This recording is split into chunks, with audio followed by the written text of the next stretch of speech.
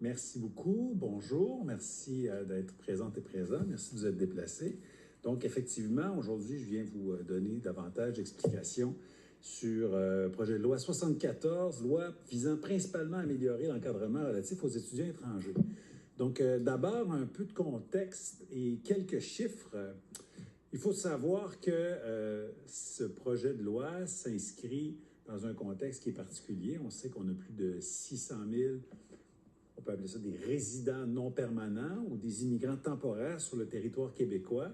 Une part de ces résidents non permanents sont des étudiants étrangers. Environ 24 des immigrants temporaires sur le territoire québécois sont des étudiants étrangers. Il faut savoir aussi que sur 10 ans, en 2014 et 2024, nous sommes passés de 50 000 étudiants étrangers à plus de 120 000 étudiants étrangers. C'est une augmentation extraordinaire. Écoutez, une augmentation de 140 %. Tout le monde comprendra que la population du Québec n'a pas augmenté de 140 %. Le nombre d'étudiants dans nos centres de formation professionnelle, dans nos cégeps, dans nos universités n'a pas augmenté de 140 %. Donc, c'est quand même quelque chose qui est extraordinaire. C'est une situation sur laquelle on doit se pencher, évidemment. Encore un petit peu d'informations sur le contexte. Il faut savoir qu'environ 80 % de ces étudiants étrangers sont en enseignement supérieur, donc dans les cégeps et les universités. Environ 10 % sont en formation professionnelle et un peu moins de 10 % sont dans les écoles primaires et secondaires. Ce sont les enfants d'autres immigrants temporaires. Dans le contexte aussi, je peux vous donner deux exemples qui nous interpellent et je pense qu'ils devraient interpeller à peu près tout le monde, des exemples de dérapage. Il y a par exemple un collège privé que je ne nommerai pas ici pour l'instant, un collège privé de formation professionnelle qui a vu son nombre d'étudiants étrangers augmenter de 246 % en même pas un an et demi, 246 % de hausse d'étudiants étrangers entre le 1er janvier 2023 et le 15 mai 2024. Donc, on voit ici qu'il y a quand même un dérapage. C'est comme si, dans ce cas-ci, comme dans d'autres, l'enseignement, l'éducation ne serait plus une mission sociale, une mission économique, mais un modèle d'affaires pour vendre la citoyenneté québécoise et canadienne à des gens, plutôt que de vendre la qualité du diplôme, la qualité de la formation, la réponse aux besoins de main-d'œuvre.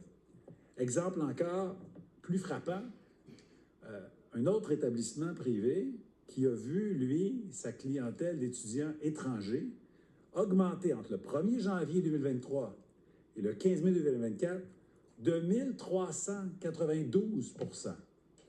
Donc, presque 14 fois plus d'étudiants en même pas un an et demi. Donc, on voit là qu'il y a clairement des dérapages. En 2023, presque 60 %, donc 58,7 % des étudiants étrangers sont dans la grande région de Montréal. Ensuite, ils sont répartis, je vous dirais, assez globalement dans le reste du Québec, dans les différentes régions, dans les centres. Par exemple, dans la capitale nationale, 10,2 % des étudiants étrangers sont dans la capitale nationale. En Mauricie, 5 %, Saguenay-Lac-Saint-Jean, 4,9 % Estrie, 4,1 %. Donc, on voit que c'est vraiment concentré dans le Grand Montréal.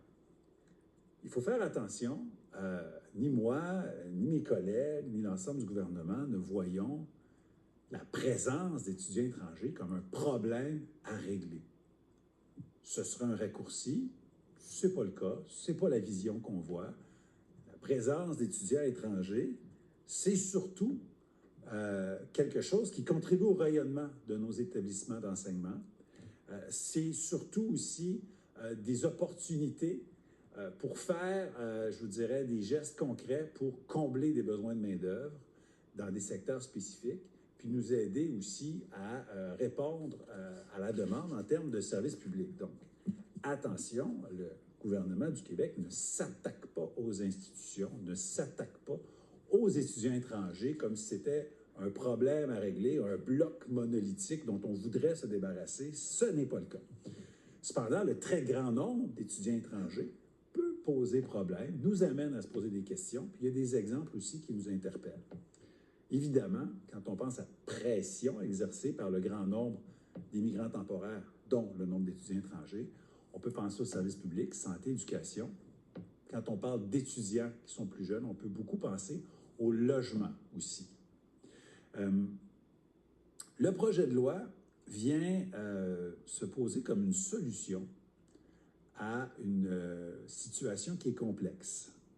Et c'est pour ça qu'on a besoin du projet de loi, parce que le projet de loi vient nous donner de l'agilité gouvernementale. Il vient nous donner une nouvelle capacité à faire nos propres choix et surtout à faire de meilleurs choix. Donc, le projet de loi nous donne de nouveaux leviers, nous permet d'obtenir davantage d'informations. Donc, c'est un projet de loi qui est porté par le ministre de l'Éducation, mais qui va permettre aussi au ministre porté par le ministre de l'Immigration, mais qui va permettre à la ministre de l'Enseignement supérieur et au ministre de l'Éducation d'obtenir davantage d'informations plus fines pour prendre ensuite de meilleures décisions. Ça va nous permettre de fixer avec plus d'agilité le nombre de demandes et d'acceptation d'étudiants étrangers en fonction des régions, en fonction des ordres d'enseignement, en fonction des établissements, puis en fonction des programmes, en fonction justement de la vitalité de nos institutions qu'on veut préserver, de la préservation de programmes d'études en région qui des fois restent ouverts grâce aux étudiants étrangers. Donc, on veut accompagner ces établissements-là dans la cueillette d'informations, mais aussi ensuite, plus tard, dans la mise en place des modifications qui viendront. Pour le gouvernement du Québec, le réseau de l'éducation, ses institutions, ce n'est pas un modèle d'affaires, c'est un mandat social, un mandat économique qu'il a, ce réseau. Et il faut agir avec, je vous dirais, précision. Il faut être chirurgical lorsqu'on intervient dans notre réseau scolaire, dans notre réseau d'enseignement supérieur. Et c'est vraiment ce que nous permettra de faire ce projet de loi-là. Je précise et je rappelle qu'on veut préserver vraiment les programmes en région.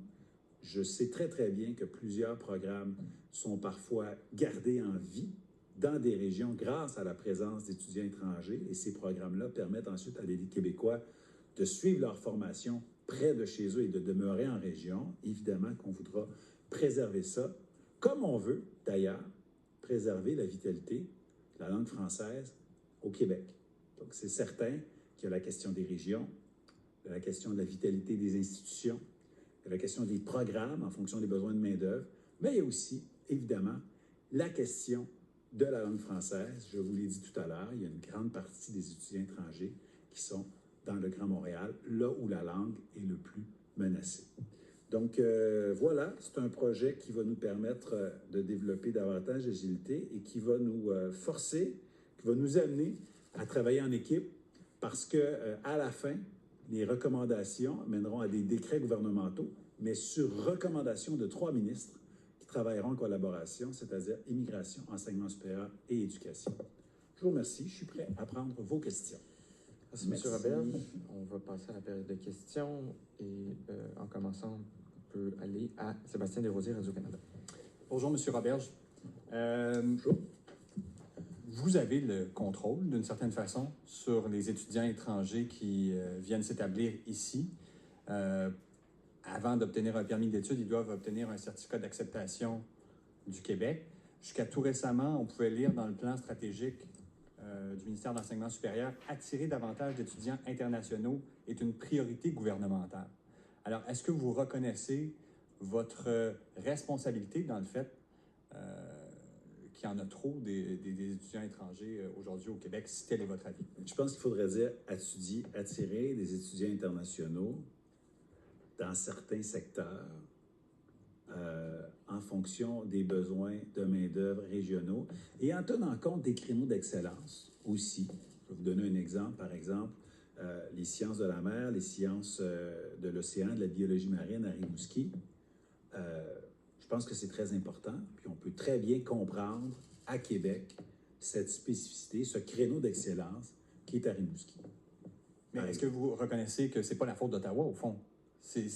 vous avez une responsabilité dans le fait qu'il y en a 120 000 étudiants étrangers maintenant au Québec. Ce projet de loi, c'est la phase 2 de quelque chose qui avait été commencé lorsque j'étais ministre de l'Enseignement supérieur, poursuivi par la ministre Danielle Mécan, qui avait, je vous dirais, fait un premier tour de roue, un premier resserrement parce qu'il y avait des dérapages.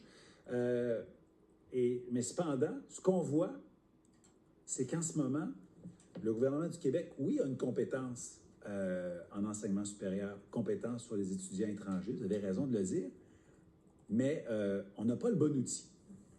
C'est comme si on avait un marteau pour faire entrer une vis et ça ne permet pas de faire les choses correctement et élégamment et avec précision. En ce moment, on peut seulement définir un plafond maximal du nombre d'étudiants étrangers, le nombre de CAQ que nous émettons, les certificats d'acceptation du Québec. Voici ce qu'on contrôle. Mais on ne peut pas déterminer en fonction de nos besoins de main-d'œuvre, en fonction de la pérennité de certains programmes régionaux. Donc, en ce moment, on n'a pas l'outil correct législatif. On a la compétence en matière de compétences provinciales ou fédérales, mais il nous manque l'outil législatif. Donc, aujourd'hui, on vient se donner l'agilité nécessaire. Donc, c'est pour ça que vous ne l'avez pas fait jusqu'ici. Je comprends bien. Et il n'y a pas de cible dans votre projet de loi de combien il faut diminuer le nombre d'étudiants étrangers au Québec, à votre avis? C'est certain qu'il va y avoir une diminution, d'accord?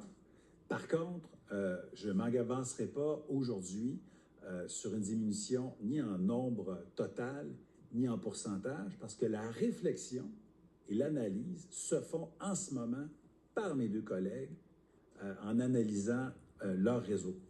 Donc, moi, je m'occupe là, de nous donner l'outil législatif qui va nous permettre d'être agile, puis après ça, puis en équipe, on verra dans quel programme il peut y avoir des resserrements ou pas. Mais l'analyse va se faire en parallèle. Mais de toute façon, si on ne faisait que l'analyse en ce moment sans avoir l'outil législatif, ça ne serait pas utile. C'est s'acheter une boîte de vis si tu as juste un marteau, ça ne sert à rien. Fanny Lévesque, La Presse. Juste pour continuer sur la question de mon collègue, je comprends que vous n'avez pas de cible, là, puis que vous allez faire l'analyse de tout ça, mais il y a quand même un débat important au Québec en ce moment sur la réduction du nombre d'immigrants temporaires. M. Legault a des demandes très précises là-dedans. Ottawa vous demande d'en faire plus. Vous agissez aujourd'hui avec un projet de loi, mais vous devez quand même, je veux dire, quand vous dites que vous allez réduire le nombre d'étudiants étrangers, est-ce qu'on parle d'une réduction importante, d'une réduction modeste? À quel point ça va avoir un effet dans le portrait total de l'immigration temporaire au Québec? Ça va être une réduction adéquate. Écoutez, pour l'instant, je vous dirais qu'il faut y aller dans l'ordre et en séquence.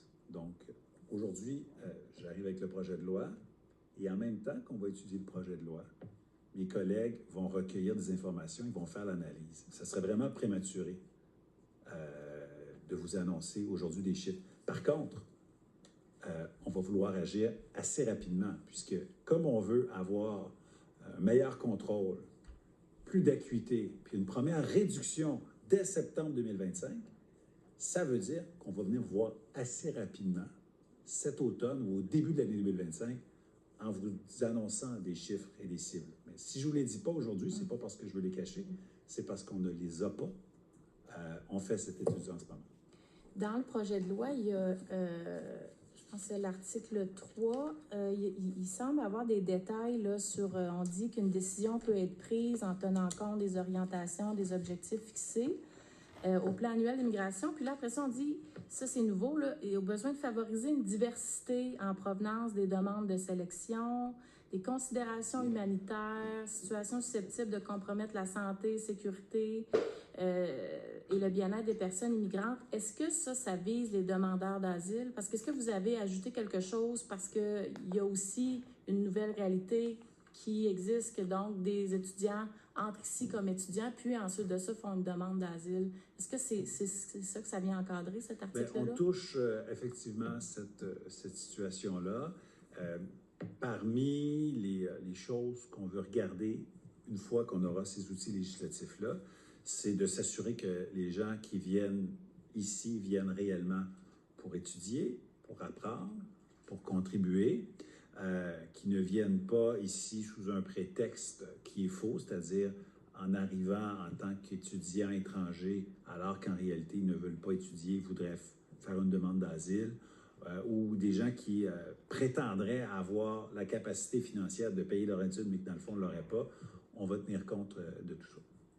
Donc, c'est une priorité là, peut-être de réduire, là, de s'attaquer à cette réalité-là précise que vous remarquez qui est en augmentation là, sur les demandes d'asile. Ce qu'on veut, en réalité, c'est que lorsqu'on admet, je vais plutôt dire ce qu'on veut pas, je vais dire ce qu'on veut. Là. Ce qu'on veut avec cet outil-là, c'est admettre un nombre d'étudiants étrangers qui respectent notre capacité d'accueil, qui ne vient pas causer des problèmes de logement puis pénaliser les gens qui sont déjà sur le territoire.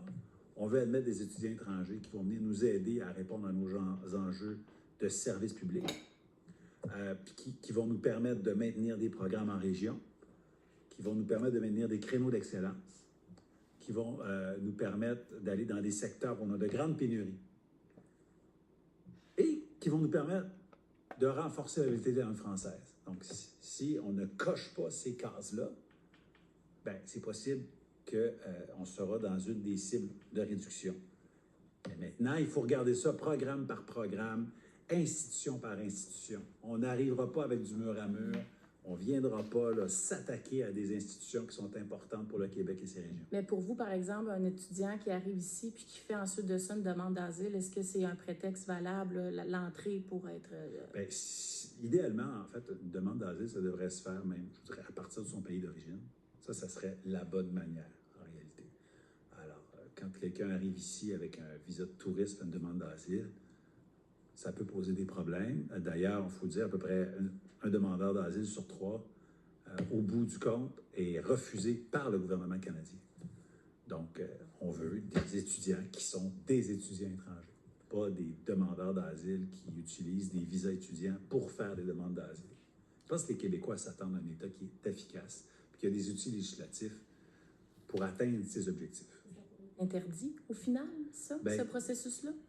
On va analyser les choses. Là. Je vous dirais qu'il y a une partie qui appartient à Ottawa aussi, parce qu'il y a l'admission d'abord dans une institution. Après ça, il y a l'analyse du gouvernement du Québec, analyse que nous allons pouvoir faire beaucoup mieux avec la loi actuelle. Et donc, l'émission ou pas du certificat d'acceptation du Québec. Donc, ici peut venir la nouvelle limitation. Et après quoi, Ottawa fait, parmi ceux qu'on a émis, une deuxième évaluation, puis eux aussi resserrent en ce moment. J'ai eu des conversations avec le ministre Miller et le ministre Leblanc. Eux aussi veulent resserrer pour être certains qu'il n'y a pas des enjeux de sécurité aussi. Merci. Claudie Côté, TVA. Monsieur le ministre, juste pour être clair sur les cibles, là, je comprends que vous ne l'avez pas encore. Vous allez y arriver là, dans les prochaines semaines, prochains mois. 120 000, c'est trop? Oui, 120 000, c'est trop.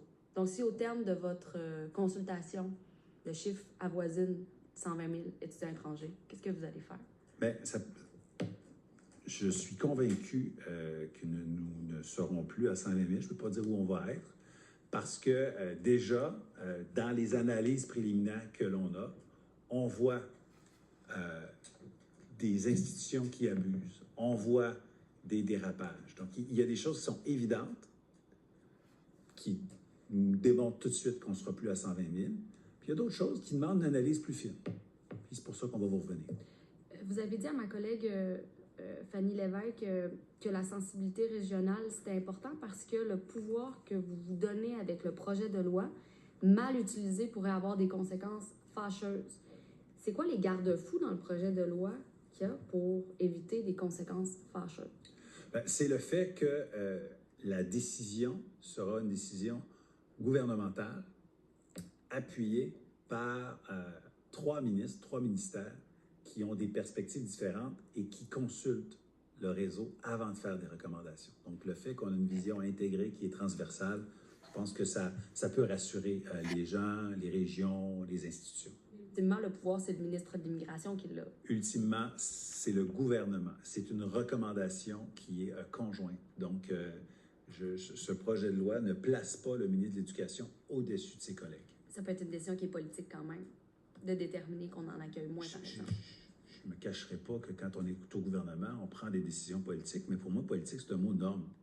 Quand les gens disent « Ah, vous faites de la politique », certainement, on sert les Québécois. Certainement, on fait de la politique, on ne s'en cache pas, mais je pense qu'on peut faire de la politique pour les bonnes raisons, en prenant soin des gens. Merci. Normand Laberge, la presse canadienne. Merci. Bonjour, M. Roberge. C'est pas de l'ingérence dans la gouvernance des universités de leur dire le nombre d'étudiants qu'ils vont pouvoir prendre? Pas du tout. Je pense que ce ne serait pas normal si les politiques migratoires de l'État québécois étaient gérées, définies par 60, 70 institutions différentes qui ont toutes leurs perspectives. Là, je pense à plus de 40 cégeps, plus de 18 universités, je ne sais pas combien de collèges privés. C'est pas normal que des politiques d'immigration qui ont des impacts ensuite sur la santé, sur l'éducation, sur le logement, ne soient pas prises par le gouvernement québécois, lui qui a une vision transversale, qui peut considérer à la fois l'économie, les relations internationales, les créneaux d'excellence. Donc, non, je ne pense pas que c'est de l'ingérence, je pense que c'est de la bonne gouvernance. Je pense que les Québécois s'attendent à ça. Puis vous leur avez parlé aux universités, au cégep, ils sont d'accord avec votre initiative? Ce sont mes collègues qui discutent avec leurs réseaux respectifs. Je sais que les conversations sont commencées. OK. Puis les échos sont bons? Il faudra leur demander. Écoutez, c'est eux qui font les conversations avec les réseaux respectifs. Mais je pense que les explications que l'on donne aujourd'hui sont de nature à démontrer le sérieux du travail qu'on fait puis à rassurer les gens. Il ne s'agit pas de sortir des épouvantails puis penser qu'on s'en va s'attaquer à des cégeps ou des universités régionales ou des centres de formation professionnelle publics. Là, on n'est pas là du tout. On ne peut pas s'empêcher de noter une distance de ton quand vous parlez des secteurs d'immigration que Québec contrôle que ceux qu'Ottawa contrôle. Quand vous parlez d'Ottawa, vous donnez des cibles précises, vous dites qu'il faut qu'on répartisse la moitié des demandeurs d'asile du Québec ailleurs. Lorsqu'on vous demande des cibles ici pour le Québec, vous n'êtes pas capable de nous répondre, vous dites on verra plus tard, on va être chirurgical. Vous faites preuve de beaucoup plus de nuances lorsque vous parlez des immigrants ici qu'à Ottawa. Ça ne vous fait pas réaliser la complexité de la chose et que peut-être qu'à Ottawa aussi, ils ont ce genre d'enjeu-là à prendre en compte? Je pense que la comparaison est boiteuse parce que nous n'avons pas perdu le contrôle de notre réseau d'éducation ou de notre réseau d'enseignement supérieur, comme Ottawa a perdu le contrôle sur la question des demandeurs d'asile, comme Ottawa avait perdu le contrôle carrément sur ses frontières avec le chemin Roxham. La preuve, c'est qu'ils l'ont fermé ensuite. Hein? Donc, et on sait très bien qu'en grande majorité, les étudiants étrangers qui arrivent au Québec sont des apports à la nation québécoise et que ce sont des atouts pour les institutions. Quand on se compare au Québec par rapport au reste du Canada, je pense que ce qu'on fait dans notre réseau d'enseignement supérieur montre qu'on le fait assez bien. Tandis que quand on regarde notre comparatif demandeur d'asile Québec-Canada, ben on voit bien que, écoutez, c'est le bar ouvert et ça n'a aucun sens que le Québec reçoive 2 fois plus de demandeurs d'asile que sa proportion dans la population canadienne. Donc, c'est normal qu'on le dise. D'ailleurs, le ministre Miller l'a dit lui-même, qu'il est allé beaucoup trop loin. Donc, c'est vrai qu'on va y aller avec circonspection, qu'on va réduire le nombre d'étudiants, mais qu'on ne traite pas de la même manière les étudiants étrangers qui passent par un processus de sélection et qui gardent des programmes en vie versus des gens qui demandent l'asile au Canada, mais qui finalement sont hébergés au Québec par les Québécois. Donc, on ne traite pas ça de la même manière. Je vais me permettre quelques questions à ce moment-ci. Bon, je sais que vous parliez là, de la réaction des universités. On a déjà une réaction, notamment du réseau de l'UQ, qui émet de vives préoccupations à la suite de la volonté exprimée par le gouvernement du Québec. On mentionne que la plupart des étudiants, notamment dans le réseau de l'UQ, parlent français, ont le français comme langue d'usage. On dit aussi que pendant la durée de leur étude, il y a plusieurs étudiants qui permettent de combler la pénurie de main-d'œuvre. Qu'est-ce que vous répondez à des préoccupations comme celle-là? Puis je vous dirais aussi, qu'est-ce que vous répondez aux préoccupations qui vont sans doute être émises par McGill et Concordia, les grandes universités anglophones, auxquelles vous avez déjà imposé des restrictions dans les derniers mois? Bien, d'abord, je peux comprendre que les institutions voient ce projet de loi-là et mettent des préoccupations. Je comprends, parce que le gouvernement du Québec se permet d'agir là où il agissait peu, parce qu'on n'avait pas les outils suffisamment précis pour agir là, de manière précise. Donc, je peux comprendre qu'ils se posent des questions à ce moment-ci. Cependant, je pense qu'ils ont l'oreille de leur ministre, Pascal Derry, et au réseau UQ, je peux vous dire, c'est certain que le fait que vous donniez des cours en français, ben, c'est rassurant. C'est rassurant parce que c'est un des éléments qu'on va considérer, mais pas le seul. Vraiment pas le seul. Est-ce que ce sont des étudiants qui gardent des programmes en vie? Est-ce que ce sont des étudiants qui gardent des chaires de recherche en vie? Est-ce que ce sont des étudiants qui sont dans les secteurs prioritaires? C'est d'autres critères qu'on va considérer, mais qu'on va considérer avec le réseau. OK. Vous avez parlé plutôt de préserver les programmes en région. Je pense que c'est une intention que vous avez. Qu'est-ce qui constitue une région plus précisément? Parce que, bon, dans le Grand Montréal, on comprend que il y a certaines décisions que vous allez devoir prendre, mais qu'est-ce qui constitue une région à vos yeux? Puis est-ce que dans ces endroits-là, il pourrait même y avoir une augmentation du nombre d'étudiants étrangers acceptés annuellement? Bien, quand je dis qu'on veut préserver des programmes dans des secteurs importants, particulièrement en région, c'est parce que je sais que c'est souvent en région que le nombre d'étudiants étrangers permet de garder des cohortes. Des petits groupes là, à 14 étudiants, dont 7 étudiants étrangers. Je ne pense pas qu'il y en a tant que ça dans le Grand Montréal. Mais s'il y en a, on va les considérer. Là. On va les considérer. On ne fera pas de mur à mur, puis on va regarder chaque situation comme telle. Mais je pense que c'est pas mal plus présent, par exemple, à Bécomo, à Rimouski, des très petites cohortes gardées en vie grâce à un nombre X d'étudiants étrangers. Ceci dit, écoutez, ça se peut que dans un programme donné, grâce aux étudiants étrangers, il y ait 5 groupes de 20, qu'à la réflexion, on va dire, bien, finalement, à 4 groupes de 20 ou à 3 groupes de 20, le programme n'est pas du tout menacé. On atteint la cible, puis on ne voit pas tellement la plus-value pour la nation québécoise, tout bien considéré, d'avoir autant d'étudiants. Donc, il va falloir être très, très agile dans la manière de faire les choses. Puis, oui, mes collègues vont avoir besoin de la participation des institutions. J'ai quelques questions. J'ai 2 questions, en fait, de notre collègue Patrick Belrose du Journal de Québec qui n'a pas pu être là aujourd'hui. Il demande d'abord, vous avez évoqué la nécessité de protéger la langue française avec votre projet de loi. Pouvez-vous nous expliquer comment celui-ci ou les décrets à venir vont s'appliquer différemment selon les universités anglophones et francophones? Bien, il ne s'agit pas de s'attaquer au réseau anglophone, pas du tout. Cependant, ça peut être un élément qui va être considéré, à savoir dans quelle langue le programme est donné. On sait qu'il y a presque 60% des étudiants étrangers qui sont dans la région de Montréal. Donc, si on veut réduire les nombres, évidemment qu'il va y avoir des nombres qui forcément vont être réduits dans la région de Montréal. Et on sait que les grandes institutions anglophones sont dans la région de Montréal. Donc, quand je dis ça, là, je dis des évidences. Mais il ne s'agit pas de dire, bon, mais ça y est, grâce à ce projet de loi-là, nous allons nous attaquer à telle ou telle institution. Ce n'est pas l'intention gouvernementale. Donc, je veux rassurer les gens, là. Il n'y a pas personne, là, en ce moment, qui est dans la mire du gouvernement ou du ministre. OK. Je pense qu'il y avait une deuxième question. Excusez-moi, je ne l'avais pas vue. Quel pouvoir vous donne ce projet de loi que vous n'avez pas présentement pour faire l'analyse de la situation dans les établissements?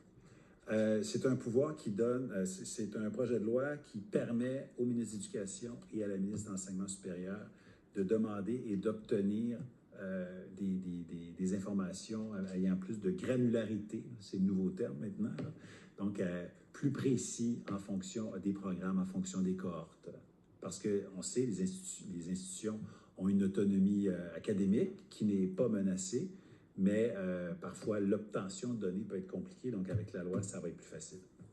Puis l'obtention de données va nous permettre de prendre les meilleures décisions. Donc, je pense que les institutions vont être très ouvertes à partager les informations parce qu'ils ne voudraient pas que les décisions soient prises sur de mauvaises bases, évidemment. On avait quelques questions de Lana Henk, étudiante en journalisme. Ça fait le tour? Bonjour. Bonjour, bienvenue. Merci. J'avais une question concernant, je reviens sur la question de la langue française et de sa priorisation. Est-ce que vous pourriez dans le futur émettre des quotas par pays en fonction si, par exemple, on sait que, il me semble, un tiers des étudiants étrangers sont français, si je ne m'abuse. Est-ce que vous iriez émettre des quotas à certains pays, des priorités dans les délivrances de permis d'études? C'est pas dans nos intentions là, de dire qu'on va sélectionner des étudiants dans certains pays ou même dire surtout pas de ce pays-là. C'est vraiment pas dans nos intentions. C'est pas ça dans notre grille d'analyse. Vraiment être du côté des établissements, pas... Région, oui, secteur, besoin de main-d'œuvre, priorité gouvernementale, langue, maintien des programmes, taille des cohortes. On est davantage là-dedans, mais il y a une analyse fine. C'est des gens qui vont prendre ça, qui vont vouloir se faire des peurs, ils vont le faire. Il y a des gens qui aiment ça, c'est l'Halloween, puis les épouvantails vont s'agiter, mais ça va durer quelques semaines, puis après ça, les gens vont voir que le travail est sérieux, rigoureux. Il faut qu'ils rentrent leurs épouvantails puis qu'ils soient un peu plus sérieux. Je m'attends un peu à ça, mais moi, je vous dis, écoutez, là, gardons la tête froide, analysons le projet de loi. Moi, je suis disposé à l'améliorer quand on va faire des auditions particulières. On va écouter attentivement les groupes. Ce projet de loi-là va être amélioré. Chaque fois, je pense que c'est mon 7e projet de loi, il y a toujours eu des amendements suite aux gens qui sont venus parler en commission. Fait que moi, je suis convaincu qu'il va être adopté dans une version supérieure à ce qui est là, même s'il est très bon. Donc, moi, je dis plutôt que de critiquer ou de se faire peur, venez nous parler, puis on va l'améliorer. Une question, je pense, sur l'adoption. D'ici Noël, c'est ce que vous avez dit? Bien, je le souhaite ardemment parce que on veut vraiment amorcer, je vous dirais, un nouveau cycle à partir de septembre 2025. Puis ça va se faire graduellement sur quelques années. Il ne faut pas penser. On n'arrive pas d'une manière ni mur à mur, ni drastique, d'accord? Mais on veut commencer en septembre 2025, donc il faut agir quand même assez promptement. Parlant de promptement, on me dit qu'il faut y aller promptement pour les questions en anglais. Peut-être des réponses trop longues, là. Je vais commencer avec Franca Miniaka Global. Good afternoon. Good. You mentioned that there's no specific schools being targeted by this bill. I understand that you're not specifically targeting Anglophone institutions, but are you still saying then that there's still a possibility they might face consequences with this bill? Well, we will discuss with all universities and college and CEGEP, and my colleague Pascal Derry will do so, and I know she had a lot of discussion with all universities and CEGEP and colleges. So there will be a lot of consideration, but in concrete terms, those new levers that we will have with this bill would enable us to set the numbers of foreign students according to a number of criteria, such as regionalization, strategic programs, study and categories of institution. But also, the government has a duty to promote and ensure the vitality of the French language, of course, and to do everything in its power to reverse the decline that we know now. But we didn't target any university, and we won't do so. We heard as well, the federal immigration minister, Mark Miller, said a few weeks back that he is concerned.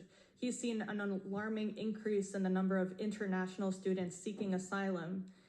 Just how much of an issue is that here in Quebec? Have you noticed an increase in the number of students seeking asylum, for example? I don't have those numbers, but I had some discussion with my colleague, Mr. Miller, and we shared the same thought. we should analyze better the profile of each student who wants to study here in Quebec. Merci. Olivier O'Malley, CTV. Good afternoon. You talk about analyzing better these students. So what criteria specifically will you keep an eye out for when determining the best students, quote unquote, to come to Quebec? I think we will have to do this job with our partner, the federal government, because I think it's more the part of the federal government, but working together, maybe we can do a better job analyzing those profiles. Is there anything that you think you should keep an eye out for that might kind of sound an alarm that someone might be trying to stay longer and not just as a student and contribute to Quebec society? Well, I think I'll let my colleague Pascal Derry answer, because this is really specific to the job that she will do after that we have those new powers with the bill. You know, my job is to increase our agility with this bill, but I won't become the Minister of Enseignement Supérieur or the Minister of Education. We will do this together, and each minister will have to do his part, and I won't do the part of my colleague. Phil Autier, La Gazette. Good afternoon. We know that Premier Legault has said that there are some, I guess, private institutions that are abusing the system, the foreign student system. And as you said yourself, some of them are using it as a money machine for their own needs. What, of the 120,000 international students in Quebec, what percentage would you say are related to abuse of the system, and what percentage is legitimate and students that are really coming here for their future? I don't have those numbers right now. I don't have those numbers. We are still analyzing our network. Right, but how big is the abuse? How much abuse is going on as well? Well, abuse, it's a huge word. Well, he used it. Yeah, I gave two examples of some specific, really huge increase of the number of students within like 16 months. I think those are obvious cases, but I won't make a statement and judge all the universities and college with those facts. Okay. We should analyze really carefully before to take action. We know that McGill, Concordia, and Bishops have been very destabilized by the other measures that the government has taken on tuition. And they were watching this today to see how far you're going to go on reducing the number of international students. And now they seem to be in a situation where there's still uncertainty. What can you say to Concordia, McGill, and Bishops to reassure them that they're not going to take a hit in their numbers of students? Well, I'm saying let's work together. Let's discuss with us and with Pascal Derry. When Pascal Derry and I announced some measure in 2023, I've heard some concern who were really exaggerated by those universities, seeing what happened right now in Concordia, in Bishop, and in McGill. I think McGill have more students than the last year, and if I read what they've said 1 year ago, it was like the end of the world. But I don't think it's the end of the world right now on those universities. So everybody should analyze this carefully, and I don't think they have to be afraid. Let's discuss together how we can do it in the best ways.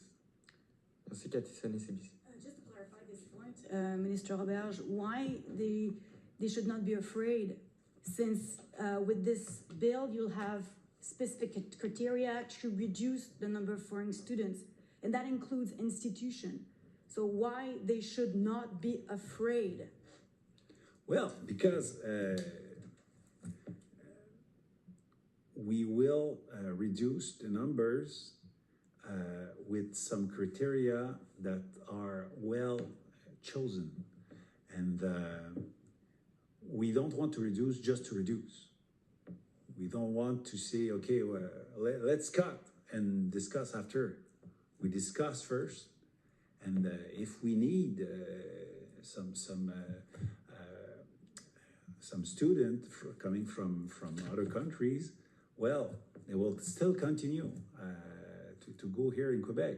So we didn't today take any decision but to increase our agility. That's it. Okay. The fact and the matter is, Quebec has the control to increase or reduce the global number of foreign students. Which is normal. Why don't you do it? If you're saying that 120,000 foreign students is too many, why don't you just put a freeze or reduce it? Oh, well, if, well, you're asking why I don't reduce right now the number before to adopt this bill. Because if the government reduce the number right here, right now, before to discuss with the institution, before to increase our agility, I think we could really hurt our institutions, hurt some program, vital program for the Quebec, for the economy, for our services, and we don't want to do that. Merci. Thank you for your question. Cette conférence de presse. Questions?